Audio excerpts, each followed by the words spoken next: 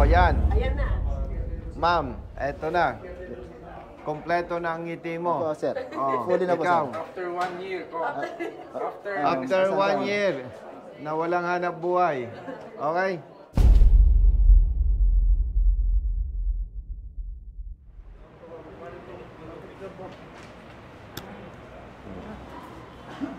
Saan ka? From Tiplex po. Triplex. Ako din po. Brother, alam mo yung tatakbuhin ko? Ako, senador po. Senador. Matik po yan. Paanong pakiramdam mo? Mananalo tayo? Yes, sir. Panalo po tayo. Basta pagkwentuhan lang, pwede magyabang, di ba? Opo. Thank you po. Brother, Oh, Paano? how are you? walang iya, tatawag pa lang ako sa'yo. Naano mo ba? Naano mo ba? Muna agad. Ah, Ano? itong dalawang to, lumapit sa office ko, nag-appeal kami. Okay, na-desisyon na yon. Pero nung nagbayad siya ng multa, sinabihan siya, ang lisensya niya revoke. Revoke po. 2 years. Opo, 2 years. Kasi Merits. nakita doon, may demerit siya. Alam mo ba yung demerit siya? Fake ORCR ng bus, Okay. fake ang plaka. Hindi valid yung demerits na ikinarga sa kanya kasi violation yon ng operator ng bus. Tama. Gawa lang kayo ng simpleng sulat Appeal letter. na simplihan na lang ninyo. Ako po ay bus driver. Na-revoke po ang lisensya ko dahil nahuli ako na ang ORCR ng bus ay fake, ang plaka ay fake. Opo, opo. Naniniwala po ako, hindi ako pwedeng ma-charge ng demerit sapagkat hindi ko po kasalanan yon. Yun po ay sa parte ng operator. Umaasa at nagpapasalamat. Perma. Ganun lang kasimple. Opo, opo. Opo, sir. Wala nang maraming kwento, kailan ka nahuli. Kasi sisilipin sa system yon. Ay, oo nga. Ayos. May isang taon nang walang hanap buhay. May pamilya. Meron po, sir. Oh. Nahinto yung dalawang estudyante ko ng college, sir. Oh, eto ang gusto kong tingnan dyan. Bakit siya nirevoke ang lisensya samantalang ang may pagkakasala ay ang operator, hindi dapat siya. So, ang gagawin natin, nandito si Atty. Wendell, tutulungan ka sa appeal. I-assist. Salamat naman po, sir. So, pag nasettle na yan, mayroon naman tayong lawyers, no? Magfa-file tayo ng complaint against do sa personnel na nagpataw sa'yo ng demerits na 20. Kaya naperwisyo ka, kaya na-revoke yung Sinsya. lisensya nyo. Mabuti, lumapit itong dalawa sa opisina ko. Paglilinaw sa ating mga kababayan, hindi ito trabaho ng congressman. Okay. Advokasya lang po. Bakit? Wala namang ibang tutulong sa kanila eh. Hindi nila alam na mali pala ang ipinataw sa kanilang parusa. At ang maganda dito, si ASEC, Attorney Vigor Mendoza, ang chief ng LTO, kakampi natin. Kakampi in the sense na pag tama tayo, approve without thinking. At kung wala naman si ASEC, Vigor Mendoza, nandiyan si Executive Director Greg Pua. Ganon din. Basta tama tayo, approve without thinking. Pag wala yung dalawa, ang ginugulo natin si Atty. Wendell, may kababayan. Again, ha? Batanggenyo. Pero kagabi lang, Atty. Wendell, na-realize ko, ang congressman at ang senador, mambabatas. Di ba? Mambabatas.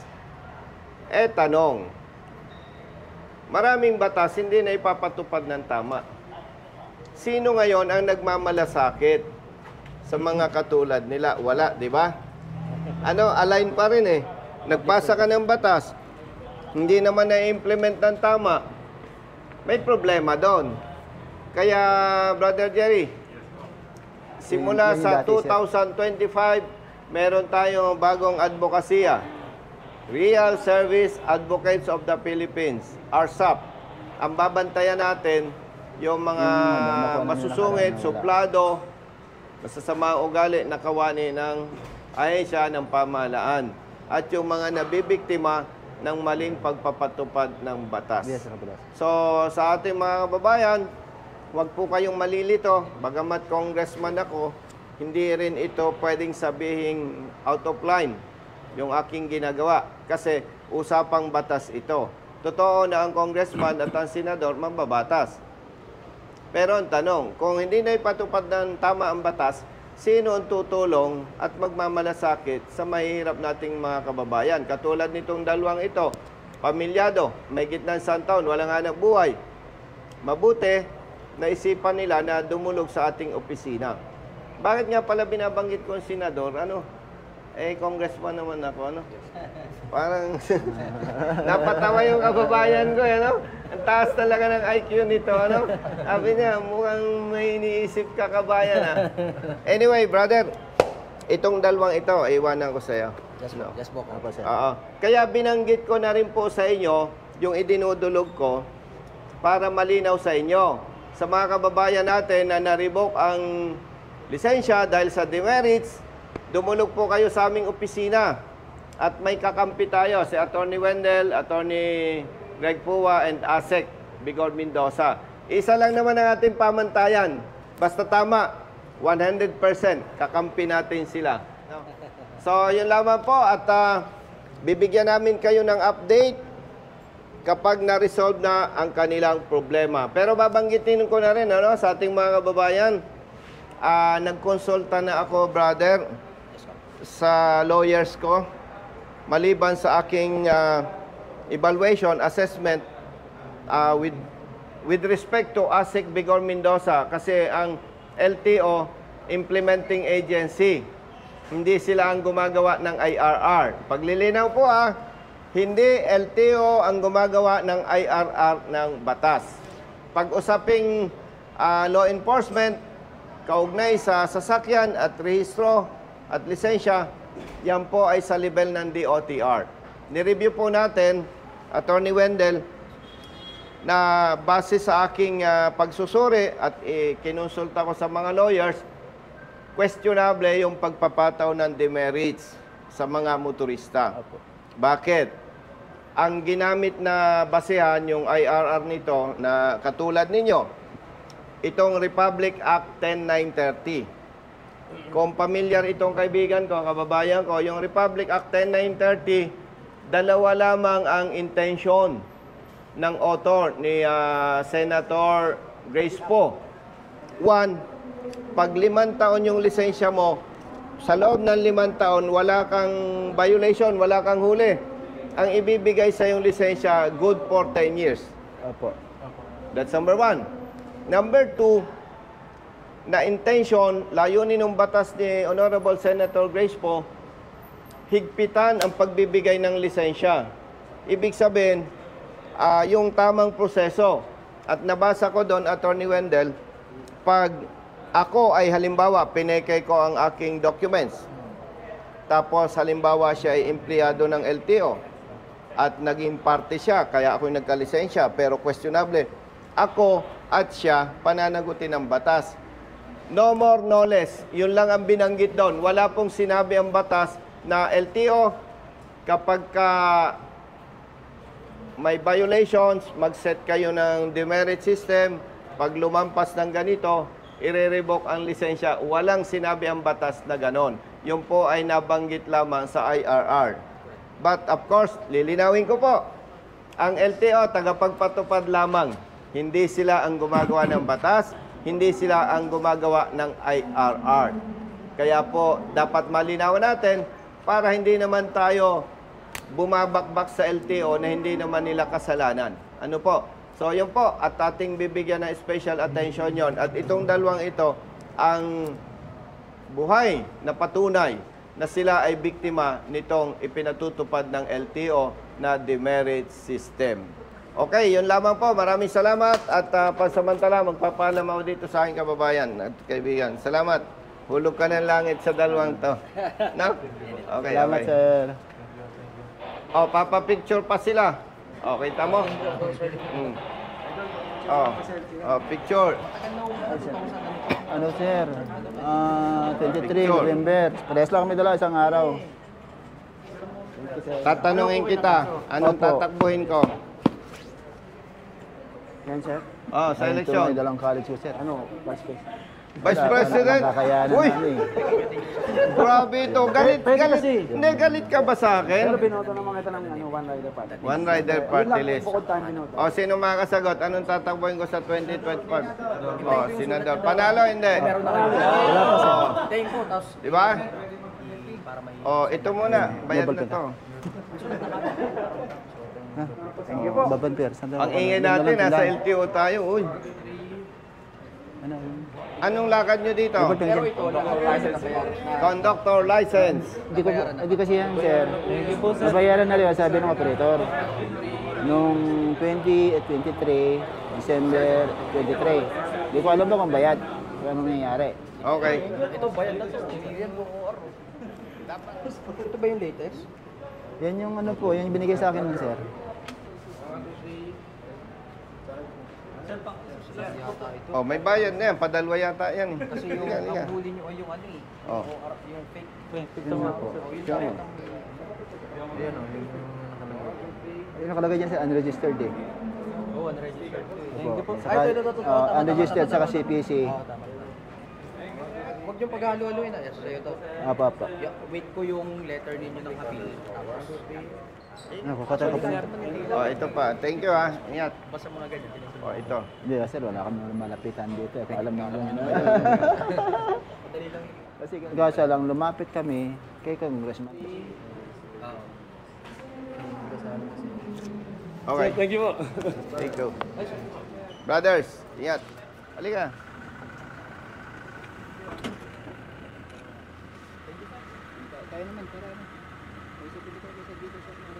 Dito. Salamat po. Halika. Kasama na rin si Kuya mamaya sa Congress.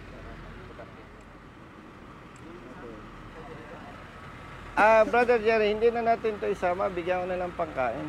Magsasalaysay lang naman yun. Oo, ano lagi sulat na po, boss? Kumain kayo dyan. Kumain kayo dyan. Hindi pa tayo tapos. Pag naayos mo yan, pag-uusapan pa tayo, ha? Oo, sige. Oo, ito. Thank you po. Thank you, sir. Ingat, boss. Ingat. Thank you Let's po. go. Oo. Ito ang napakasipag na abogado. Tawag lang, solved na.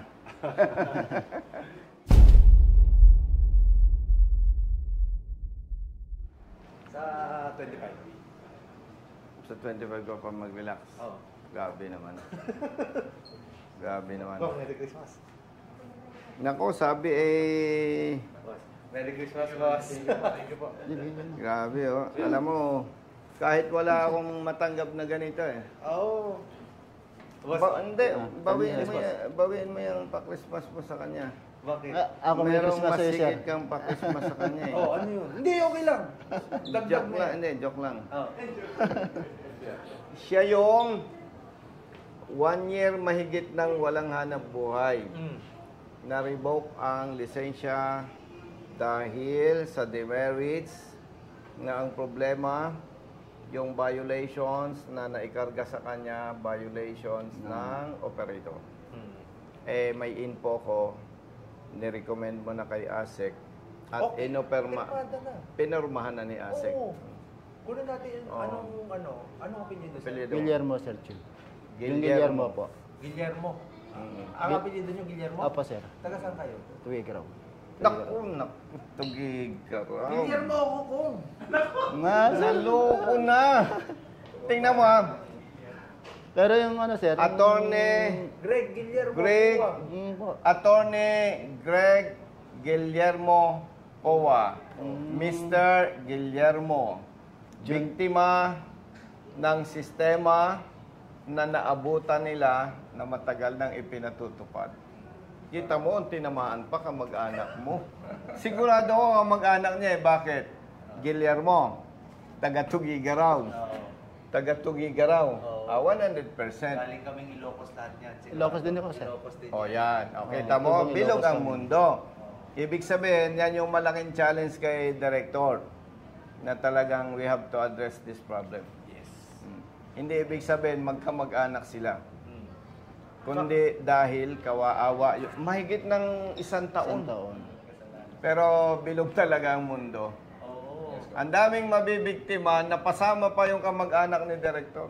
Yung kasama mo, more than 1 year din. Kasabi nga siya, sa araw din yun, isang bus lang din po, isang kumpanya lang po. Siyempre, tawag pa lang yan. Ito na po. Ito na po. Oh, leave. Order. Mag-undergo lang ng psychiatric. Pero dito na lang yan. Pero excuse me, mabuti binasa ni Director. Pahawak. Gusto kong humirit eh. Pero siyempre, anuhin mo ako kung mali ako. Siya ay 1 year nang naperwisyo, pati pamilya niya. Okay? Tapos may another requirement na naman siya. It involves time and money. Yes po. Parang pasensya, parang kasobrahan. Siguro, for purposes of matiyak na nasa normal condition pa rin yung kanyang pag-iisip, ang pwede lang gawin siguro natin, alika, psychologist, paki-assess mo nga itong tao na ito kung nasa normal pang pag-iisip nito, baka yung mahigit 100 taon niyang walang hanap buhay, pamilyado, baka naapektuhan yung pag-iisip niya. So, ang punto ko dito, Director, with all due respect, Yes po. pagkaanin naman natin. Sige. Baka makapag-invite kayo ng psychologist na i-assess to, mag-usap dito. Dito sa clinic natin. Kasi sa baba rin naman, pang-assist na naman. Para hindi na siya gagastos, shortcut na. Yes po. Yes po. Okay ba yun? Oo. Oo. Kasi hindi ko pwedeng kontrahin ng LTO na hindi siya mag-undergo ng neuropsychiatric assessment. Kasi pwedeng sa 1 year niyang walang hanap buhay, pamilyado, baka naapektuhan yung Yung kanyang dalawa moral. na sir, standby. Di ba? Nag-aral. Oo. Ang hirit ko na lang sa'yo, wag na siyang magastusan, wag na siyang maabala, shortcut na. Meron tayo dyan sa baba. Sige. Pasamahan. Lance! Iyan Oo, na natin, samahan na lang. Tama. Kasi, di ba, Implement na natin. oo, tapos yung lisensya niya. Oo. Pero ang maganda lang dito, una, na-resolve. Pangalawa, na-discover namin na may problema. Pangatlo, pag-uusapan sa Kongreso with the help of LTO, ASEC, and DOTR. Yes po. Okay. Kaya talagang ikaw ay bayani. Oo. Ikaw ang naging daan. Anyway, Okay. Congrats. kayo ng bala dito. Okay. Yes po. Salamat. Thank you. Thank you. Okay na. Yes. No?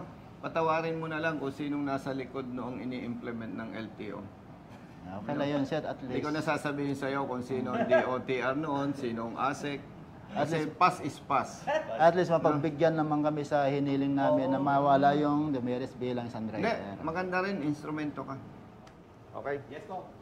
Thank Thank you. you, Mom. Thank you sa pa-Christmas. Oo. Director, salamat. Ang dami ko ng utang sa'yo. Okay. Basta tama. Thank you, may lakad pa kami. Yes po. Ingat po. Attorney Lance. Opo. Brother. Asan yung kasama mo? Morning sir. Tumahin mo sa Jimson. Morning, kuya. Tumahin mo sa Jimson. Sige. Thank you. Stop, stop. Okay. Thank you. Anong lakad nyo dito? Ikaw? Revoke? Grabe. Ikaw yung okay na. Halika, dito tayo sa maliwanag. Okay na yun sa'yo? Opo sir, okay na kami dalawa. For release na po ng lisensya. For release? Opo sir. Brother Matt, ito yung mahigit 1 taon walang hanap buhay. Na-revoke ang lisensya dahil sa demerit system. Alam mong problema doon? Hindi sinabi ng Republic Act 10930 na magpataw sila ng demerits at mag-revoke ng lisensya. Pangalawa, labag sa batas yung outright revocation, walang due process. Pangatlo, mali ang pataw ng violation sa kanila. Dahil base doon sa nakita natin dokumento, kasalanan ng kanilang operator. Pero napatawan sila ng demerits. Kaya tinulungan natin. Ang mabigat nito, yung bus company, nabawasan ng driver. Pati ikaw, no? Ito, ganun din. Bus driver. At nawala ng hanap buhay. Affected ang bus company. Pamilya affected. Company affected. Marami na ang mga ganitong na biktima kung tuloy-tuloy ang sinisira nito indirectly yung ating ekonomiya. Siyempre, di ba, yung mga pasahero ng bus, naghahanap buhay yan hindi lang naman bus drivers ang ganito ang dinadanas, pati mga truck drivers. No? So, inaksyon na natin yan. Nagpasa tayo ng House Resolution sa Kongreso. Umaasa tayo na ito ay bibigyan ng pansin ng leadership ng House of Representatives at umaasa rin tayo na sa tulong ng chairman ng Committee on Transportation sa Kongreso, si Honorable Congressman Romeo Acop, ay maimbestigan to para maputol na yung pagdami ng mga nabibiktima na katulad nila. Ikaw, mahigit saan taon din? Tingnan mo yan. Ito pa pala. Ito, kasabay pa yun, sir. ito nilapit natin kay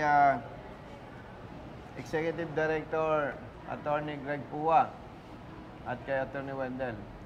Siyempre, in-approve ng Assistant Secretary, Chief LTO, Attorney Bigor Mendoza, yung resolution para maibalik sa kanila ang lisensya. In-approve sapagkat napatunayan natin na hindi dapat sila pinatawan ng demerits doon sa violation na nagawa noong kanilang company.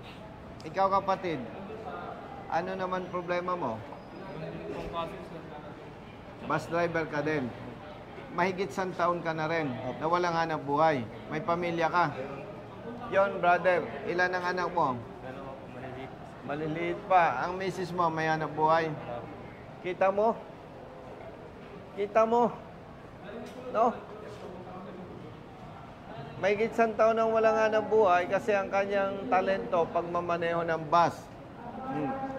May gitsang taon nang walang hanap buhay, may 2 anak na maliliit, asawa niya walang hanap buhay. Alam mo, manhid ka pag hindi uminit ang ulo mo. No? Nakakaperwisyo. Pero gusto kong banggitin, Brother Matt, itong Republic Act 10930 kasama ang Implementing Rules and Regulations, lumabas at ginawa at lumabas ito hindi panahon ni Secretary Bautista ng DOTR. Hindi rin ito panahon ni ASEC LTO Chief Bigor Mendoza. Hindi nila ito panahon. Hindi rin ito panahon ni Attorney Greg Pua, Executive Director. Nililinaw ko, baka yung ating mga kababayan magagalit kay Secretary Bautista. Baka yung iba magagalit kay ASEC Bigor Mendoza. Magagalit kay Attorney Greg Pua. Yan pong tatlong nabanggit natin, kakampi natin. Kaya kung mapapansin ninyo, yung mga naging problema ay mabilis nating nasusolusyonan. Kasi sila, pag dumulog tayo, basta tama, mabilis ang resolution. No, nililinaw ko sa inyo, hindi nila ito kasalanan. Kaya ang maganda naman, sila ay mabilis umaksyon. At babanggitin ko na rin sa inyo at sa iba pang mga kababayan natin na na-revoke ang lisensya na kung papansinin natin, labag sa batas at hindi makatarungan. Bakit hindi makatarungan? Ha? pinagmumulta na ng malaking halaga sa bawat violation, ire-revoke pa ang lisensya. Ang hindi pa makakatarungan para sa inyo, kung ako ay driver ng pribadong sasakyan at pinatawan ako ng 5 demerits at kayo ay may kaparehong paglabag sa akin, sa inyo times 2. Opo. 5 times 2, that is 10. Ay, anong pagkakaiba kung ako ay may paglabag, driver ng pribado at kayo na bus driver? Samantalang kung hindi ako nagkakamali, kung bilang ng aksidente ang pag-uusapan, mas marami ang involvement ng private vehicles kumpara sa bus. Tama kaya? Opo, sir. Tama po yan, sir. Oo, hindi naman ibig sabihin, kaharap ko sila, bias tayo, Brother Matt, no? Ibig ko sabihin lang, dapat maibigay sa taong bayan yung tunay na serbisyo publiko, hindi perwisyo.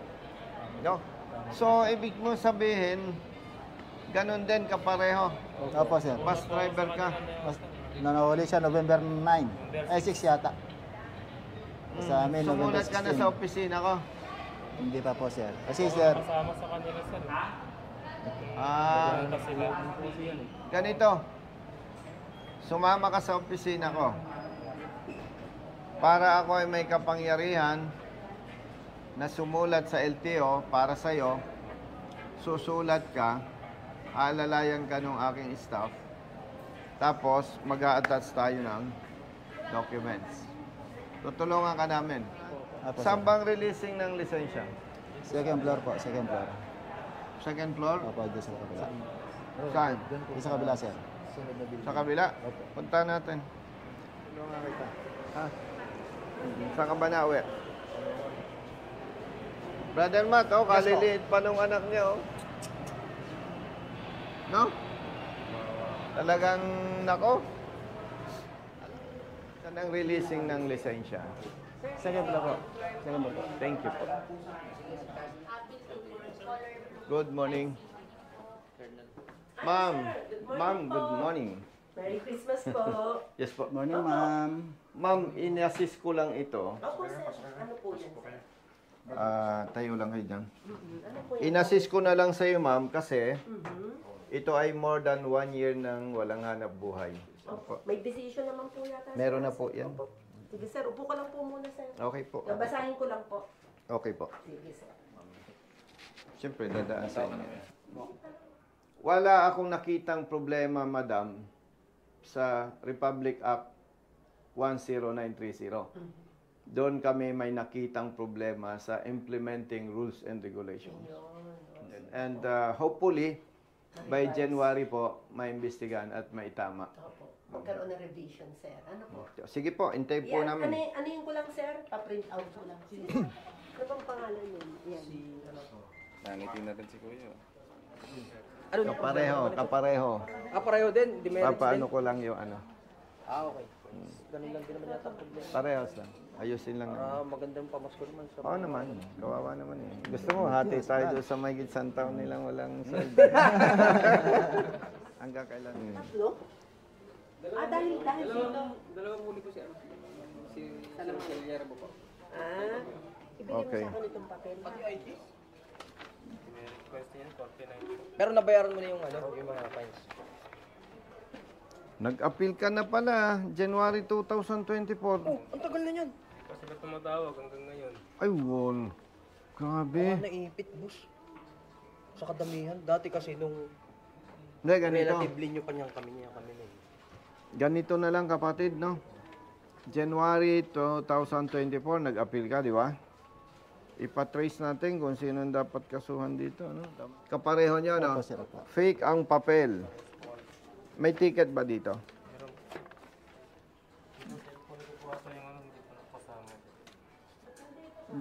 Kapareho nila. Grabe, brother, oh.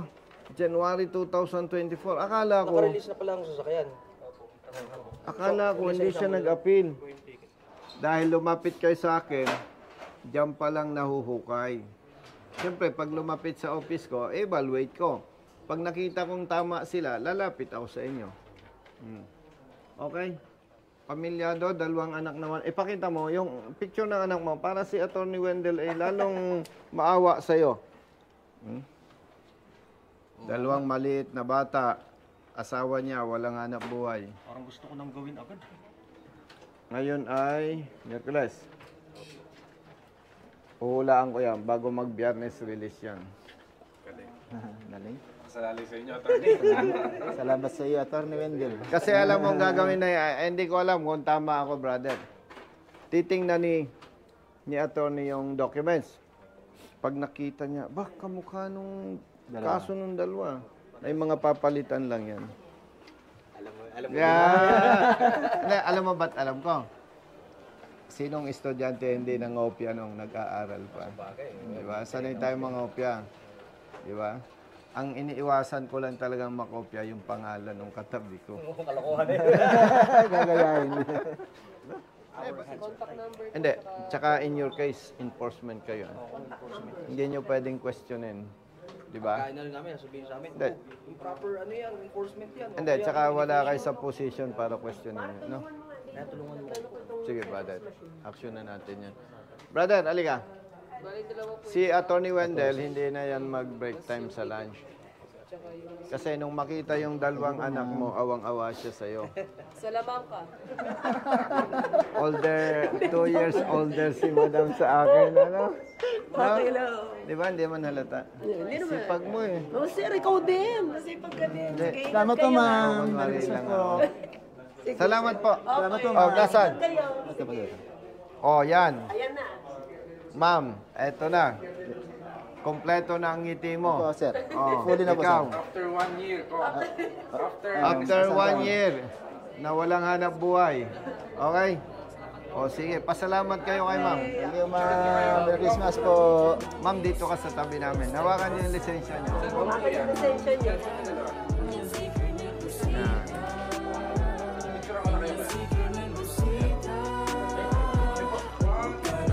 Ano niyo yung lisensya niyo? Ipagmalaki niyo.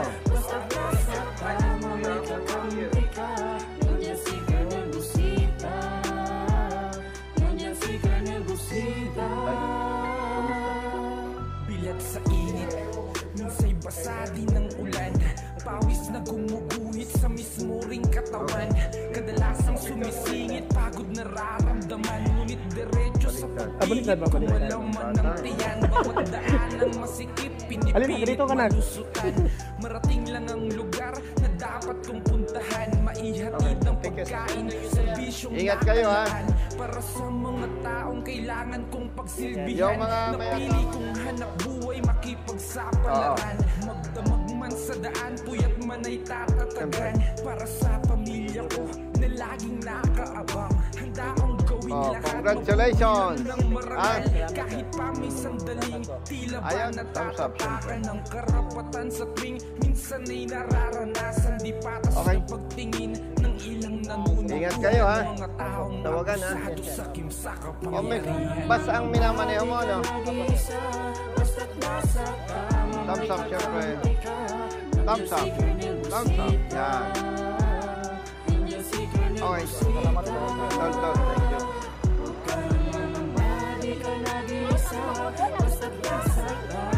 Ingat, ha? Ingat kayo.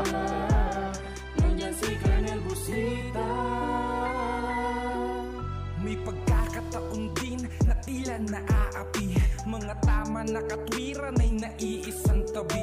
Mga dapat ay napapalitan ng mga mali. Dulot ay kalituhan kaya't laging nauuwi. Sa pagpataw ng multa na may akamang halaga. Kakarampot lang ang kita, aagawin pa nila. Perang dapat sa pagkain ng pamilya at iba pa sanang gastusin sa tahanan. Minsa'y walang wala pa ngayon. Alam ko na kung sinong dapat takbuhan, sinong dapat kong tawagan na pwede kong sandalan. Isang tao na kayang ipagtanggol ang sino man. Basta nasa tama ka, handa ka niya na kampihan. Ipaglalaban ng karapatan bilang isang malayang mamamayan sa bansang tinutungtungan. Ito'y munting panawagan sa kinauukulan. Pakinggan mga hinaing, wag pong bingi-bingihan. Ka ng mga body ka nag-iisa, basta Basta't nasa tama may kakampi.